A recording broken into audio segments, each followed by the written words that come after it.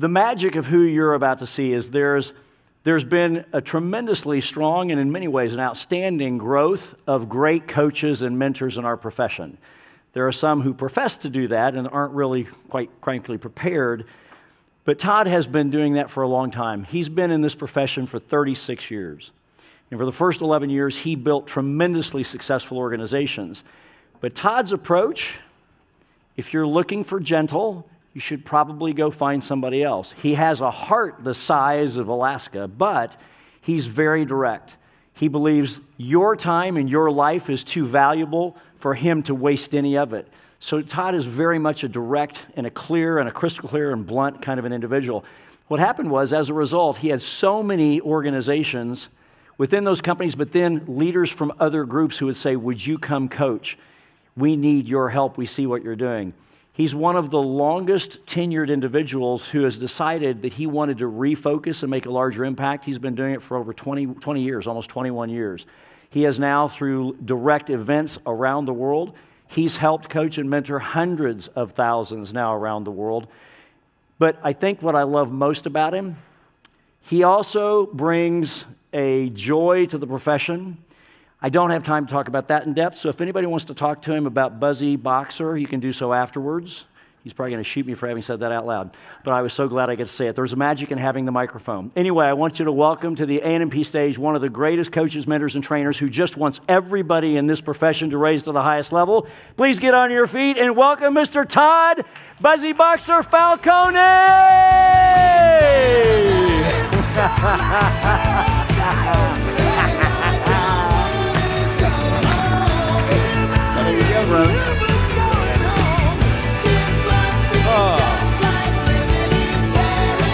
All right, sit down. How you guys doing? We got to give it up for Curtis. Is this guy the single best MC on the planet? Come on, let's hear it for Curtis. So I'm back there, and he's got this book from 2014, and there's all this hair on my head, and I'm like, so he's like, well, the hair moved from the head to the face and a little bit in the ears.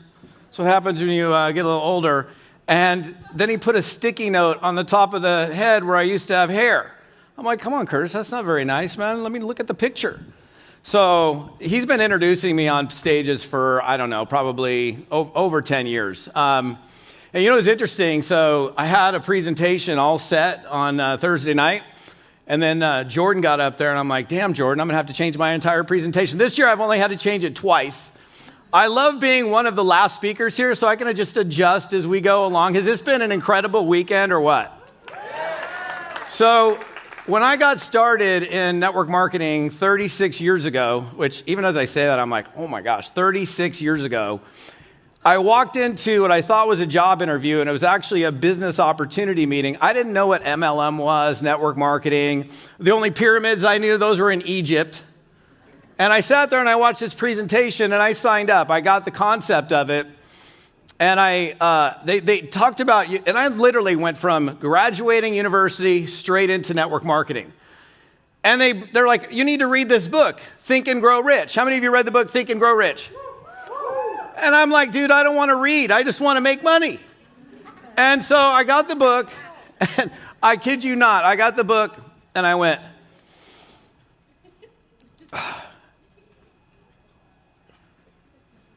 I'm looking around for money, and there was no money yet. I thought I could think and grow rich. I didn't realize you had to actually read the damn book. And so I read the book, and there's a story, and some of you guys who've read the book know the story. There's this dude and his uncle, and they go out there and they buy a bunch of mining equipment, and this is during the Colorado gold rush, and they start mining for gold, and they hit gold, and they're making money, and they spent tons and tons of money on the mining equipment, and then all of a sudden they lost the vein of gold, and they couldn't find it. And they're digging, and they're digging, and they're digging, and they can't find it. They're getting frustrated. Does that sound at all familiar? They're getting frustrated, and finally they throw in the towel. Does that sound familiar? And they sell the mining equipment to some other guy, and he gets in there, starts digging, brings in some surveyors, and 3 feet away from where they were digging, they found the single biggest vein of gold that's ever been discovered and got richer than rich. That's where, by the way, if you haven't read the book, that's where 3 feet from gold, that's where that story comes from. And it's actually a true story. Some of you guys may be reading the book. Is that a real story? That is a true story. And so, I think there's a lot of similarities between fishing and prospecting. Anybody in the room ever go fishing? So I love to fish, okay? And so some of you guys your biggest victory is so much closer than you think. My first 2 years in network marketing, honestly, I thought I'd be making 10 G's a month in 90 days. Nobody told me that.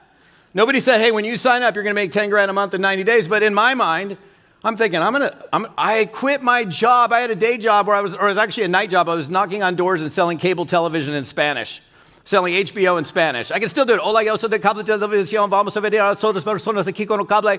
Damos un mes de prueba. Si le gusta, lo deja. Si no le gusta, todo es gratis. El HBO es mitad de precio por 2 meses. I got it all. And you guys all Spanish speaking, that was right. So I'm like, I ain't making any money. I'm not going to go to the whole story. I finally figured, it took me a while to figure it out. I was 4 years into network marketing before I had my first 5-figure month. And people quit this business sometimes, don't they? And sometimes they quit too soon. I want to share something with you. So, it's interesting. It's not that it's impossible. It's not that this business is hard work, right? How many of you think this business takes a little bit of work, right? Takes a little bit of time, effort, and energy. They either never put their line in the water or they quit too soon. How about the distributor who signs up and they never even make a single call? Anybody ever have that happen in your organization? Yep. They signed up like, I'm ready to go do some business, and then they never do anything. And I know some of you guys are in shock, by the way, because this is the first time you've ever seen me in a suit and tie. Those of you guys that know me, you guys have been like, is there a funeral? I did it for the shock value. So I got to share something with you. Last Sunday, I'm at my river property, and we have about 1,000 feet of riverfront. And just to my right shoulder, about 300 yards up the river turns. Now, I've been fishing this one spot for 22 years. I'm not even exaggerating, 22 years of casting and casting and casting. Casting to where my arm is tired and I just want to quit. But I know there's fish in there because I've seen Jeannie catch fish, other people catch fish. I had not hooked a fish for 22 years. This is last Sunday on my wife's birthday. The third cast, wham! I'm like, I know that's not a rock. It feels like a rock, but I know, and I was like, God, please let me get this fish in. And like my wife's down around the corner behind this bush tanning herself, and I'm just like, God, I'm all by myself. I'm like, please, let me get this one in. I'm like gently bringing it in. I gets into the rocks, and I take this steelhead, and I chuck it up on the beach. And I'm just like, I'm crying. My eyes are watering. I'm like, oh my goodness, I finally did it. It was her birthday, so I come lugging up to behind the bush. She can't see me, and it's her birthday. I was like, baby, happy birthday. And she's like, thanks.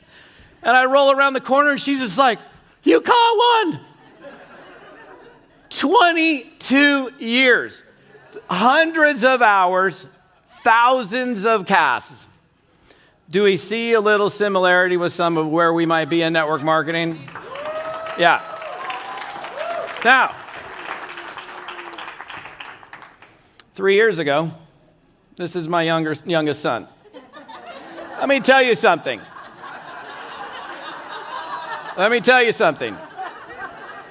This little bugger, we get to the property at 3:30 in the afternoon.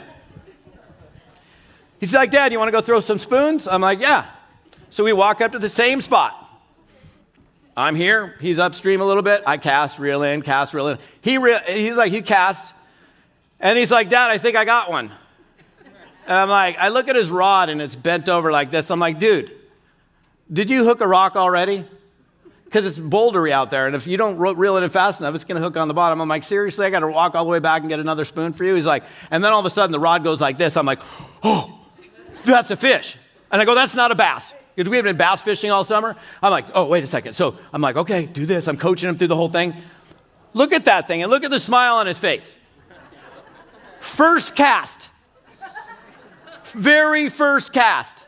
Like not second, not 4,732 casts. And I wasn't like, I mean, look, some of us like see somebody who's successful and we're like, oh, they're lucky. And maybe that is a little luck, who knows? But you ain't gonna ever get lucky at all if you never put your line in the water. And I mean, look at the smile on his face. He had the biggest, you know what, eating grin I've ever seen. And yeah, that fish is bigger, okay? By about probably 5 pounds. So there's a tremendous amount of similarity. You just never know which cast is gonna land you the fish, okay? And there's tremendous similarities between prospecting and network marketing and fishing. Your next cast could be your biggest breakthrough. And as Jordan was talking on Thursday, it could be just one person. One person that makes the difference. One person. Anthony was just up here talking about how many, this crew of people. He didn't say I had a crew of 50,000 people. He's got a crew of like these 10 people that, one person could lead you to 2,000. Your job is to never stop casting. Or to, at the very least, first of all, start casting to begin with. There's so many people. What drives me bonkers? The naysayers out there in network marketing. Oh, network marketing doesn't work. It's one of those things. Only the people at the top. You got to be first in. All this stuff. Or the statistics. 99% of the people don't win in network marketing. I hate income disclosure statements because they take into calculating every single person that's ever entered the business. Even all the people that signed on the dotted line and never lifted a finger. You know who network marketing works for? The people that work it. Isn't that interesting? If you don't work it, you're not going to get paid. If you work it, you'll get paid, but you've got to stop comparing yourself. Can you imagine if I compared myself to my son? I would have quit fishing that day, broke the rods, gave up. I was so happy for him. Can you imagine if that guy was in your downline? Would you be happy or would you break your rod? You'd be like, oh yeah, go catch another one, man. Look, you need to stay in the game until it happens. And for reps, look, here's the deal. It means talking to the right people. Look, you know what's interesting? Yeah, I've heard anybody out there in the world is a prospect, but we don't necessarily want everybody in network marketing. We want people that are like sociable and fun and cool to be. You don't want a bunch of grumpy meanies in your downline, do you? You want somebody who all they do. Look, when I started in network marketing, I was taught a lesson, but I'm a little slow sometimes. So I was taught this lesson: work where you're deserved, not where you're needed. So if you got somebody on the team that deserves your time and attention, that's showing up, you work with them, you help them drive depth, you lock arms with them, and the person that's just like, oh, I don't like the color of the box. Like I recruited this guy, Rob Weiner. His first name was Rob. His last name was not Weiner, but I don't remember the guy. I remember his skinny 80s tie and his flesh skin and his 80s hair. I mean, I'm a little jealous because I don't have any, but that's all right. And I'm sitting there trying to give Rob CPR, like, it'll be okay. By the way, that's not how you give CPR. Trying to talk him back into it. And when I should have been spending more time with Tom and going to find somebody to replace Rob. Yeah. Right? So you want to be putting your energy as leaders into those that are showing up. Look, I mean, if you're sitting on the sidelines for a little bit, that's fine. And then when you decide to show up, I'm happy to work with you. But you guys, this business is too good to be sitting on the sidelines, to be a bench warmer. You want to be in the game, and that means having your line in the water. Can you imagine if I just sat there on the side of the river and just looked at the river flowing by? Or I even have the rod in hand, meaning your phone, right? That's a communication device. Either text message somebody, call somebody, reach out to them. I'm holding on to the device, but I'm not actually using it. So here's the thing. When you see other people win, I understand. We look at people and sometimes we can get jealous or envious, especially if they catch it on the first cast. You know, the first cast. I'm like, I've been here for 2 years. Do you realize I was in for 15 months? This dude comes in and blows way past me. He took over the whole office. We were working out of training centers back in the day. And I was literally going home, crawling up into a ball, eating a bag of Sun Chips, and crying, God, when's it going to happen for me? What's wrong with me? But I never stopped casting. I never stopped casting. And I get it. There's some days where you just feel like giving up. But you need to turn, and envy is not a really good thing, but if you're envious, turn it into your fuel. Because when you see anybody else win, it is absolutely proof that it is possible. And I get it. Not everybody is a rocket ship. I was not a rocket ship. Never have been. But if you just, and look, this is not something you guys haven't heard before, but on those days, like I hear Jordan say this all the time, never quit on a bad day. I've had bad days. I've had bad weeks. I've had bad years. But you got to just keep on chugging. You never stop. Make sense? Yeah. If you ain't playing the game, and let me do, here's something. I don't remember what speaker said it in the last couple days because there's only been a couple, right? At the end of every day, you should be asking yourself, what did I produce today? I think it was phrased as, would I hire me? And if you can't, at the end of every single day, answer that question with a definitive, absolutely, heck yes, I would hire me, that means that you know in your heart of hearts that you're really not doing the things that you know you ought to be doing. And this whole game, this whole business of network marketing is what? Look, we make it out to be so much more difficult than we need to between our ears.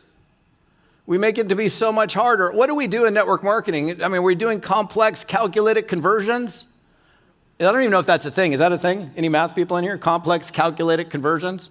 I just made something up. I don't even know what that is. Well, all we do is we talk to people. We share something really cool that we believe in, and if they like it, they'll run with it, and if they don't, we'll go find somebody that will, right? 22 years, first cast. Are you kidding me? And that fish is way bigger than mine, by the way.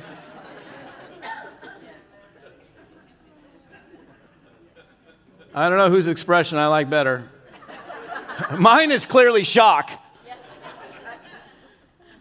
I mean, I was trembling. I just think it's so interesting because this is like the definition of what network marketing is. It is exactly like fishing.